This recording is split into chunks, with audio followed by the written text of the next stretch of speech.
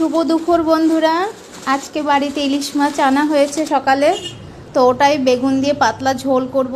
আজকে বাইরে ভীষণ রৌদ্র, ভীষণ গরম, তো সর্ষে বাটা দিয়ে বানানো হবে না, পাতলা ঝোল হবে বেগুন দিয়ে। ওটাই রান্না করে আপনাদের সামনে দিচ্ছি। আর রান্নাটা আমার কেমন হলো একটু দেখে বলবে অবশ্যই, ভালো হলে কমেন্ট করবে বন্ধুরা। কিছুই না, সিম্পল একটা রান্না। কালো জিরে, কাঁচা লঙ্কা চিরা সম্বার দিয়ে ওটার মধ্যে একটা জলের ঘোল বানানো হয়েছে মশলার, যেটা ছিল লবণ, হলুদ আর শুকনো লঙ্কা গুঁড়ো।